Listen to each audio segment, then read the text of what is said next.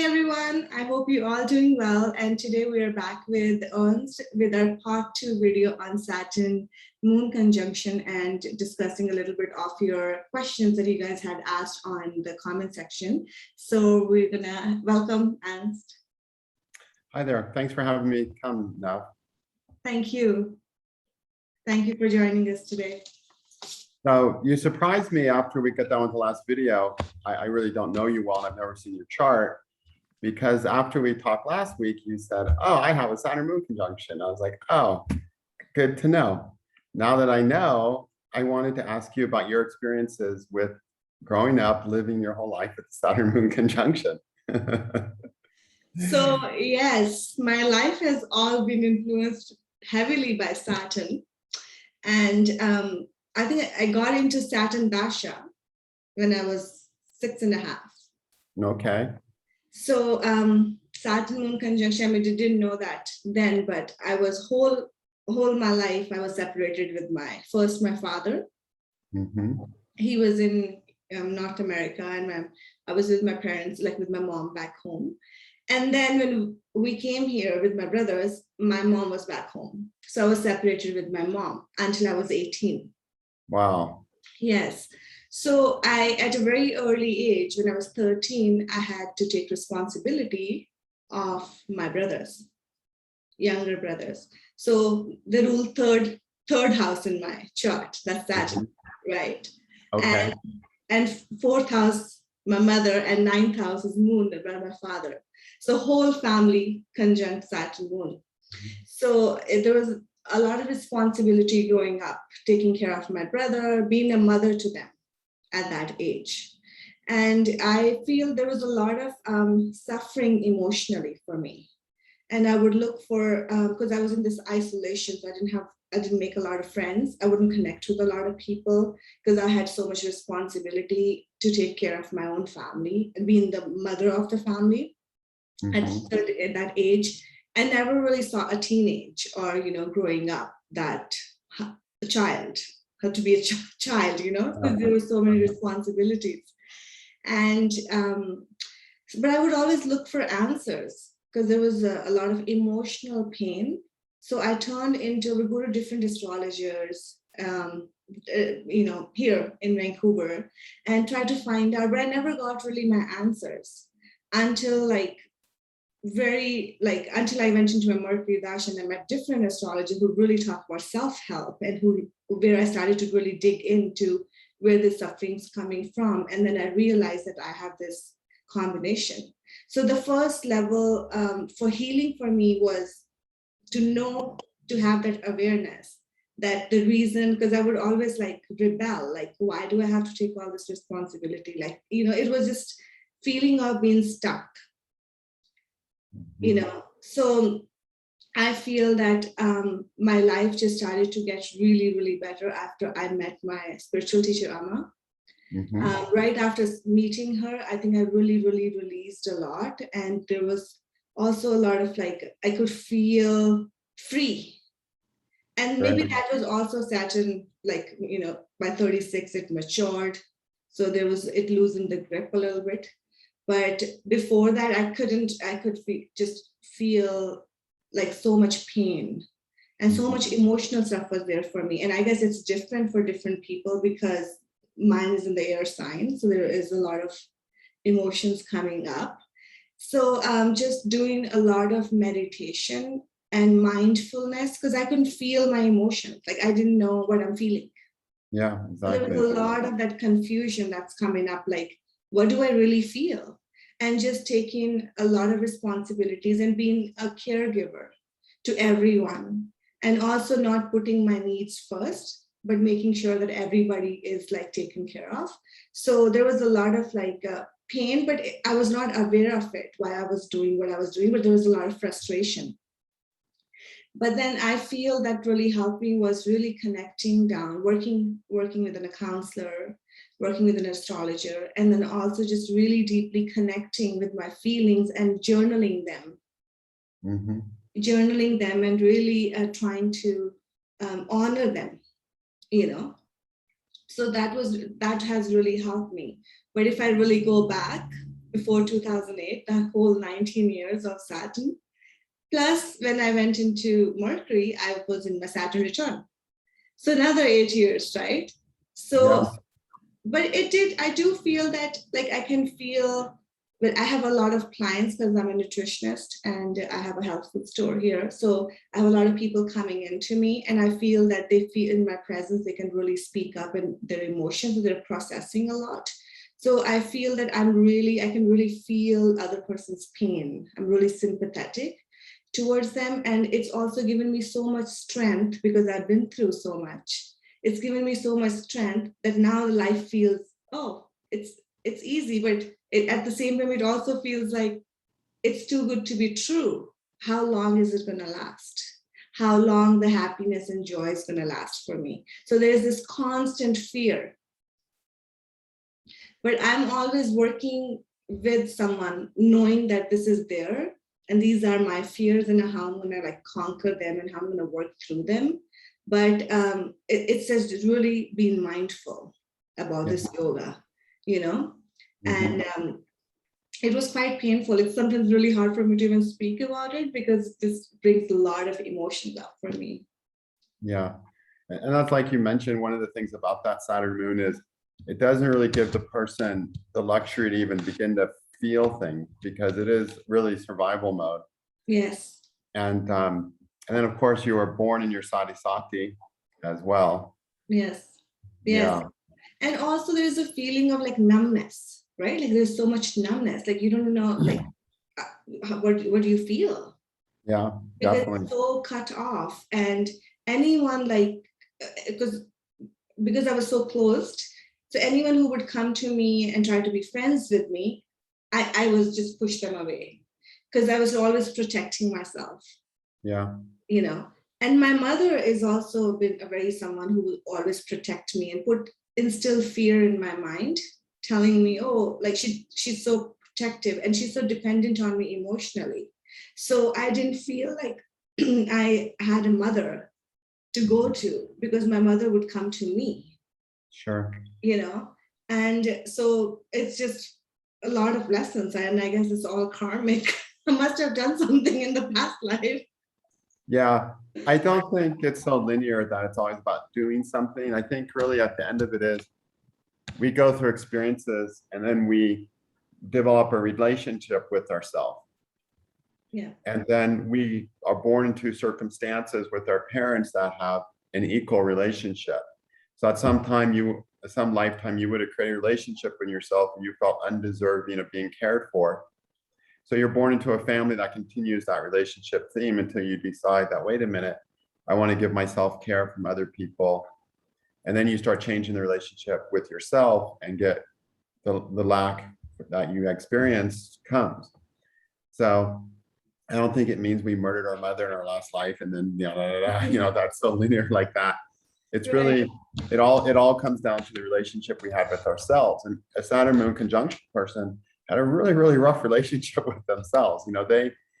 They decided upon, they had an experience that caused them to decide that, they were very unworthy of many human things, basic human needs, that they just didn't deserve the most basic human needs. And ultimately, God arranges all the experiences of our lives and we have our reactions and responses to them. And sometimes those responses are to condemn ourselves. And that's what any difficult permutation in the chart really is. It's some level that we've condemned ourselves and decided we're going to suffer. But again, all these experiences are arranged by God. And we do this because it's after a certain period of time of condemning ourselves on some level that we finally decide to not do it. And that's when we make the big breakthrough. That's when we can make the big growth. And we wouldn't have made that growth if we hadn't beat ourselves up and set ourselves up to live in these really tough situations.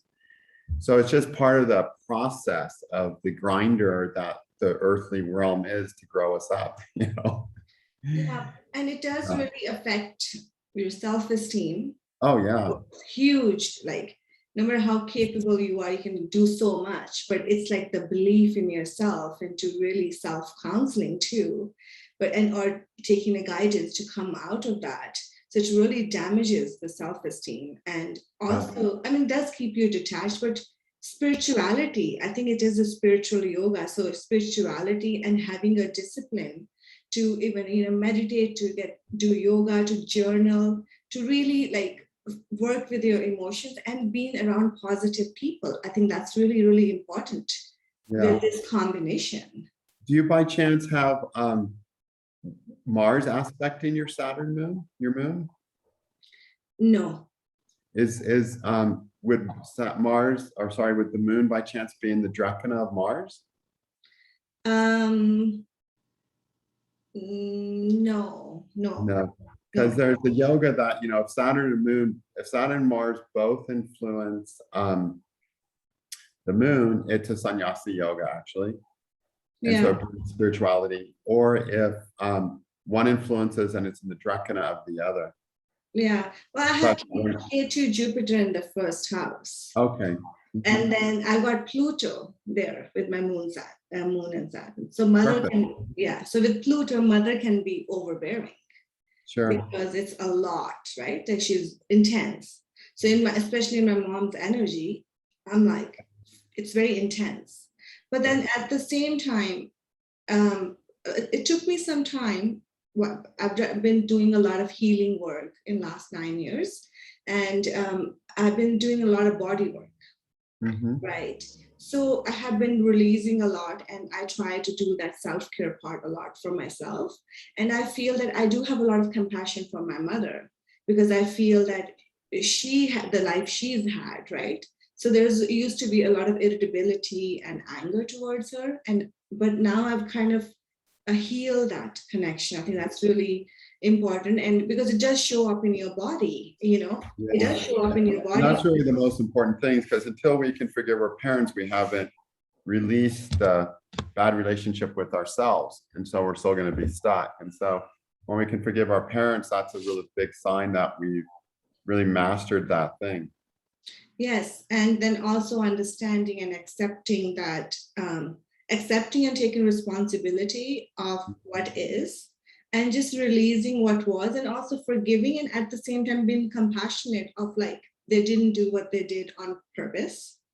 They had their own stuff going on, and that whatever that can be, right? So because I used to feel that I used to be so much in my mind that you're just up here, but it's important to be in your body, to really ground and to be in your body, and to really be in your heart, and otherwise you can have so many ruminating thoughts, and it can bring a lot of negativity.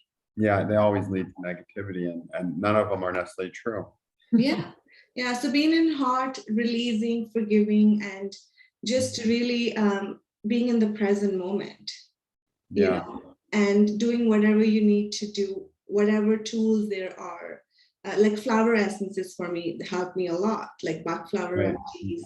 There are other flower essences I work with, which are just designed for like grief, or different ones that you can use, and they worked really well for me. And what do you think? What did you use that you think helped you with the Saturn Moon the most? I definitely yoga and meditation. I mean, as far as the flower remedies. Flower remedies. I've done all the Bach flower remedies. So aspen was very good, because aspen is very good for fear. So aspen was really, really good. I used a lot of aspen because, now I don't feel it, but I used to be so much in fear.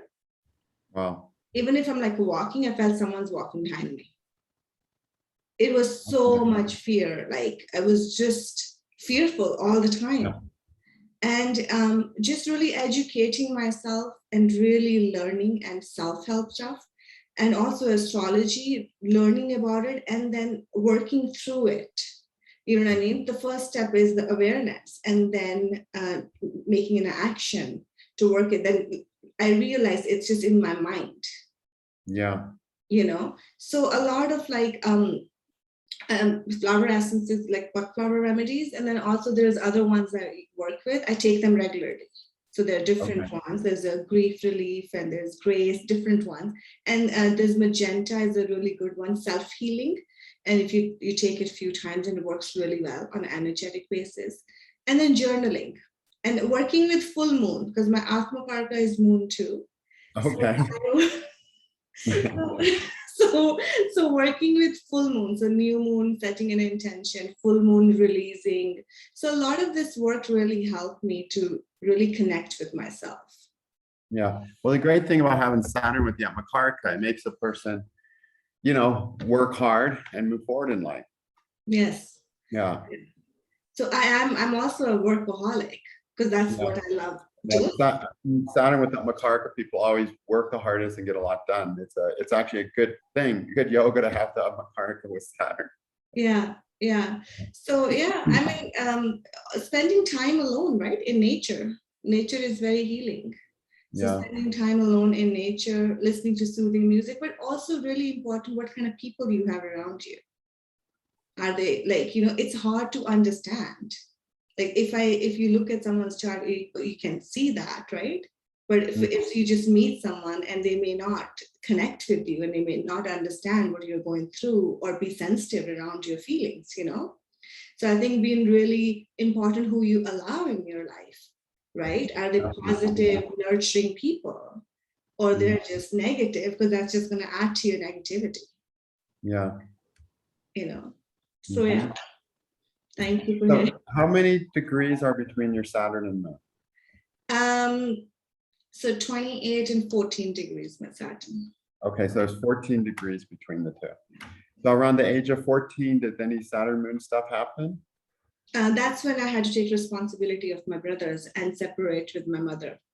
Okay, so that's a big part of it. Yeah. So remember, you can always look at how many degrees and look at that year, and it's usually an important year. Yeah. I moved to Canada that time, and my mother was back home. So that there was a separation with mother, and I came here, and I had two younger brothers to take care of. So it's just a lot of responsibility to take care of them, making their lunch, making my lunch, going to school, right? A new country. So there's a lot, yeah. Yeah. One of the things that we can tell about Saturn Moon people is that when they talk, we can listen to where the sound is coming from. So a lot of times what we regularly see with Saturn Moon people is that when they talk, it's coming out of their heads and not out of their bodies. Because, the emotions live in the bodies and they want to stay away from that. For you, though, I would have never guessed you were a Saturn Moon person, because you really do talk out of your body, which is where our voice is supposed to come, because it's only our body that knows. Our brain doesn't know anything, Right. So you really have obviously done really well with your Saturn Moon, just based on your voice. Like I said, I wouldn't have guessed you had a Saturn Moon, because your voice very much comes out of your body. Yeah, thank you. I also feel like doing a somatic therapy works really well, because somatic therapy, the therapist is really making you feel, really holding your body. And it's just really helping you release what you feel and where you feel, because you're holding everything in your body. Yeah. A lot of clients come to me, and if they're going through any, even disease, where is it coming from? Everything is energy. So your emotions, your thoughts, and it's manifesting in your body. Yeah. So just really making sure how your emotional health, like I'm big on emotional and mental health, right? Like how you feel and what your relationships are around people. It's a package of everything. Yeah, these bodies we have are really valuable tools to become emotionally and mentally healthy. That's why we have them. That's why we're born on the earth plane, to have these bodies, which is our best tool for progressing, which is also the doorway to let disease in and out. And so it's important to use it for what it's for. We're not the body. The body is this tool that allows us to have the healing that we're here to have. Yeah. So it's really beautiful. Thank you. So there were viewers who had commented, and they really liked our video together, and they asked, how is Moon Saturn conjunction different than people who actually have their moon in Saturn nakshatras? Okay. There's nothing the same whatsoever, in my opinion. I mean, it's like it's a completely different thing we're dealing with. Yeah. So if you've got your moon in the sign of Saturn, you've got some Saturn qualities to your moon. So the things the moon rules are going to be delayed. If it's your Dharaka, relationships will be delayed. If it's your 10th house, your greatest successes will be delayed. If it's your second lord or 11th lord, your wealth will be delayed, you know? And that's going to happen when the moon's in the sign of Saturn. You know, it's like there's just certain Saturn things that you will experience, not necessarily negatively and traumatically if the moon's in the sign of Saturn, but the things that people say are Saturn, you'll feel if the moon's in that sign. Okay, you'll feel isolated a lot. You have a tendency to withdraw, things like that. You'll be a little bit more of a loner, you know, these Saturn things. You won't want to do a lot of other things that other people are jumping up to do. You know, that's just the moon in the sign of Saturn. You have these Saturn qualities. Survival becomes important. There's a streak that prides itself in its ability to survive when the moon's in the sign of Saturn. That is very different from a conjunction, though, because in the conjunction, Saturn's starving the moon. The moon in the sign of Saturn is not starved. So in the conjunction, we're dealing with outright trauma, not just this is what feels good to you to be, but direct trauma.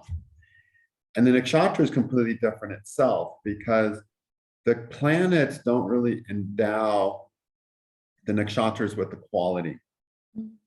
Okay. So when we say, oh, you're in the sign of Saturn or in the sign of Mars or the sign of Jupiter, Jupiter is actually endowing that sign with his qualities. So Aquarius is Saturn male qualities, Capricorn is Saturn female qualities, okay? But they're all, the bottom line of that Rashi is it's Saturn, you know? Yeah. But with the nakshatra, it's not so. The nakshatra lords that are commonly used are based on the Vimshatri dasha. There's many other nakshatra dashas where different planets rule the different nakshatras. So saying that Saturn rules Pushya is not definitive. Saturn only rules Pushya in the context of Vimshatri dasha. Okay, and like if we look at Pushya nakshatra, Pushya means the best. Another name for it is Tiksha, which means the auspicious. It's considered the best nakshatra for Muhurta, meaning it's good for more events than any other nakshatra. You know, some nakshatras are different for starting different events. Pushya is better for more events than any other nakshatra. And there's nothing Saturnine about it at all. If you read like the qualities of Pushya, the only quality that's somewhat Saturnian at all is that it's a tamasic nakshatra. So it performs its best because of things going wrong, when things go wrong. Okay, but that's just almost coincidence because you'll see Jupiter's nakshatras are rajasic. It's like and he's sattvic. The sun is sattvic and his nakshatras are sattvic. So there's like no real parallel between the guna of the nakshatra correlating to the thing, you know. Pushya's a mula. Saturn is one of the planets that rules mulas, you know. Oh no, sorry, Saturn rules dhatus, minerals. So, you know, it's like there's really not any correlation between the nakshatra and the planet in any clear, obvious way. So we don't want to say, you've got moon in Saturn's nakshatra, that's hard. Gosh, if you got your moon in Pushya, it could be great. And what really depends, if you have your moon in a Saturn nakshatra, how you're going to experience that nakshatra is, how is your Saturn? If you've got an exalted Saturn, if you've got Saturn aspected by its friends Venus and Mercury, you're going to love your Saturn nakshatra. But if you've got your moon in Pushya, the best nakshatra, and you've got Saturn was aspected by Sun, aspected by Mars, and in Mars's sign, you're going to hate your Pushya nakshatra. And it's that way for every nakshatra. So see, the nakshatras, how I see the nakshatras there is we live in this concrete world, which is created by the signs of the zodiac, which are the concrete things. So we live in this concrete world through the sun and the events it creates through our signs, to the signs. And then we're here to grow in this world. Just like a plant, seed drops somewhere, and it has to grow. It has to figure out how to grow there, you know? It has a concrete reality. It gets this much rain, it has this much sun, it's this ton of nutrients in the dirt. That's the concrete reality of that seed. And it has to grow now. And that's what the moon does too. It's like, okay, I'm here to be something. The concrete reality is this, and I have to somehow grow and evolve and adapt here. And to help me with that, I have my moon nakshatra, thank God. Okay. Mm. And so the moon nakshatra is really important for how we're responding to take advantage of everything that's happening. Okay. No, and by everything happening, I mean, no matter what happens, your whole family gets murdered when you're 2 years old. All right. Are you able to take advantage of that or not? Mm. I mean, I'm really saying everything that happens, we're here to take advantage of it somehow. How do we take advantage of something like that? I don't know, but other people have learned how to. Okay. Mm-hmm. So what really matters is if we're able to take advantage of it. And that depends on the condition of our moon. And very importantly, the condition of the moon's nakshatra lord. Okay. Because the time period when a lot of that's going to happen is in the dasha of the moon's nakshatra. Okay. You were growing up in Saturn dasha, for instance. Okay. But your moon's not in the nakshatra of Saturn, but it's with the moon. Okay. That's something different. So anyone who has their moon in the nakshatra of Saturn dasha is going to be a period of really, are you going to be able to adapt and grow and evolve to the best possibilities or not? And that depends on how well Saturn is, not so much the nakshatra. Okay. So I really don't like it when people start saying this nakshatra is going to ruin your life or this nakshatra is going to help your life, because every nakshatra is here to help your life. They're deities, they're gods and goddesses, they're all divinities, and they're here to help us grow. And Saturn's nakshatras are amongst the best one. Like we take Pusha, like I like to always, with the nakshatras, read from the Tetra Brahmanya, which people can get a free download of my translation of that from astrologyvideos.com. There's a link on the top of the page. Sure. And it's in French and Romanian as well. Okay. So so if we look at Pusha, it says the auspiciousness of Brihaspati, who's the Lord of devotion, is worshiping from above and the worshipers from below. So this is an act of worshiping. We can grow if we find something to devote ourselves to, if we can devote ourselves to something. How does Saturn help us with devotion? Devotion is ruled by Jupiter. Well, if we really think about it, it can, because to devote ourselves to something, we have to ignore ourselves. We have to renounce ourselves. We have to let go of ourselves. Well, Saturn rules this best nakshatra because devotion is amongst the best things. If a person can have devotion, it's amazing. Machiavelli wrote the book, The Prince, which is a book on political intrigue, let's say, a book of how to win in the world of beings, of men. He said it's better if a ruler is feared than loved. Isn't that a sad thing? It's true, but it's sad. Okay. And it's sad because devotion has more power to create positive change than fear. But most people are so fear-based, they're going to respond to fear more than devotion. Right. Yeah. Few people on earth who can learn to respond to devotion as devotion, they're going to make the most progress in life. They're the ones who excel spiritually, And even if you don't have Pusha nakshatra, the act of devotion is an act of saying, oh, forget about me. I got something way better to focus on, but it's forget about me in a very positive way. And through focusing on the thing we're devoted to, we transform into a likeness of that thing we're devoted to. So if an evil person devotes himself to a good person, they're going to become a good person. Right. If a good person devotes themselves to an evil person, they're going to become an evil person. And a devotion is the 8th house, a house of death, which is ruled by Saturn. And people who have Rahu in the 8th, they struggle with devotion because trusting things hasn't proven itself. People with Ketu have an easier time to devote themselves to things, but then it fails and they have to learn their life isn't so much about devotion. Okay. So, but the Pusha nakshatra has a Saturn quality. So when a person's got their moon in Pusha and they go into their Saturn dasha or they go into their moon dasha, the opportunity is there for them to find something to devote themselves to that will change their lives, make their life better. Will they devote themselves to something that will work? That's the question. If the moon's in bad avastas, if Saturn's in bad Lagitali avastas, aspected by friends, there's a very good chance they'll devote themselves to something that proves troublesome. Okay. So that nakshatra can go either way, but you will find yourself wanting to devote yourself to something if you have your moon in Pusha, because that's how it moves forward. That's how it grows in this world, in this hard, difficult world. Okay. Right. It's a beautiful nakshatra, growing through devotion, evolving through devotion, having our life work out, having our business grow because of devotion is a wonderful way for it to grow.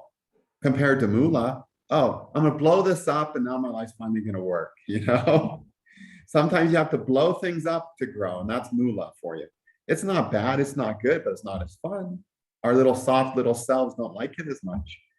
Okay, then you've got like the, we got Anurad is the next nakshatra ruled by Saturn. So the Tetra Brahmana says the well-beings along with the gifts. So Anurada means the well-beings along with the gifts.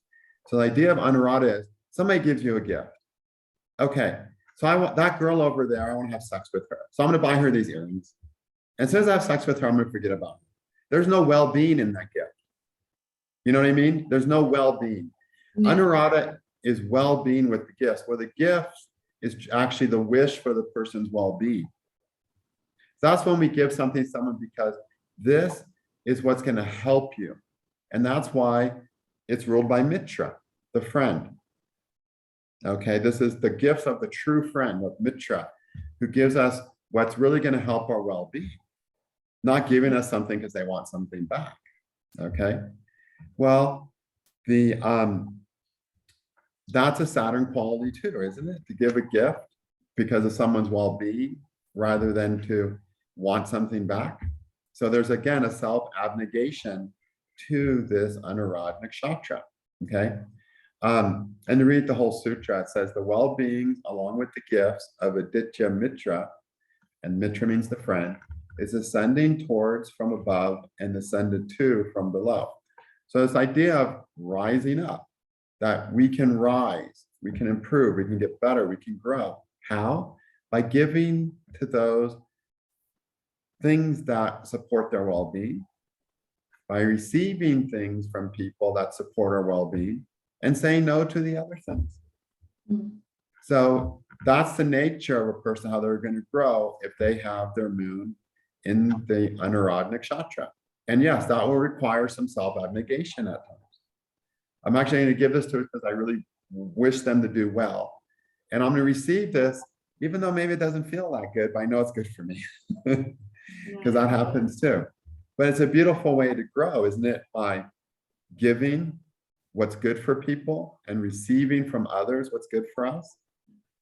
And so all these Saturn nakshatras are amongst the most beautiful ways we can possibly grow. And Anurada, as a result, is considered a quite nice nakshatra compared to the tough ones like Bharani or Mula or Kritika. Okay. So if a person has the moon in this nakshatra, that's their nature, in the dasha of the moon and the dasha of Saturn, there's going to be opportunities to give to others in ways that makes a difference and to receive from others, to actually have true friendships that are based on your well-being is what's important. Nothing else matters except your well-being. I'll be mean to you if that's what it takes, and I'll be nice to you. Because sometimes we have to spank someone for their well-being, right? Which means we have to deny them something. We have to say, you're going to do this. You have to force something on them. It's a gift of well-being. This is what's going to make you well. Okay. Yeah. All right. Then there's the really confusing one. These last nakshatras before Revati are the ones that we don't have really the understanding of. Okay. So 26th, which is, of course, Utara, is in the concluding of, and it's in the concluding feet of the stool, because the idea of this nakshatra in the previous one, it's like a chair. There's 2 legs in this chair and 2 legs in this chair. The Purva has 2 legs and the Utara has the last two legs. So there's the first two legs and the two. So in the concluding feet of the stool, which is what Utara Prashtapada means, and the deity is of Ahir Budnias, who's like the serpent of the deep and represents the very deepest aspects of the Kundalini, is sprinkling upon from above and pressing out juice from below. So it's this idea that you can almost look like it like rain in a way. We're getting sprinkled on from above. The trees grow fruit and we can juice them now and have something yummy, okay? That's like a very basic picture of it. But how it's really happening is that we get little insights. We get little gems. We get little joys. We get these sprinkles of goodness, of beauty, and because of that, we're able to press out an abundance of juice. Okay. So people with this nakshatra, what they're really about is collecting the experiences that are supportive of experiencing what's nourishing and providing what's nourishing, which is what juice is. Okay. Will they be able to do that? Well, it depends on their condition of their nakshatra lord and the moon itself, of course. Okay. And ultimately, this nakshatra has to do more with, has a lot to do with like spiritual development, but that doesn't mean everyone's going to develop it spiritually. Somebody could just be watering his fruit trees and giving fruit away to the neighbors and eating lots of fruit and being really healthy as a result. Okay. Another person could be, the sprinkling could be the sprinklings of divine awareness they gather to become a wise person who has abundance of fruit wisdom to provide. Okay. Because it is a nakshatra of the higher ages. The four legs of the chair are the four yugas. So this is the last two legs, which is the two higher yugas, the two higher ages, where man has a greater understanding of God. So this is about getting the little insights, seeing the little things, seeing the little signs and signals that let us get the wisdom to understand that God is present ultimately. Okay, and also to have that experience within our consciousness as well, because the little sprinklings in the fruits have to do with the experience of the nectars that the hypothalamus, the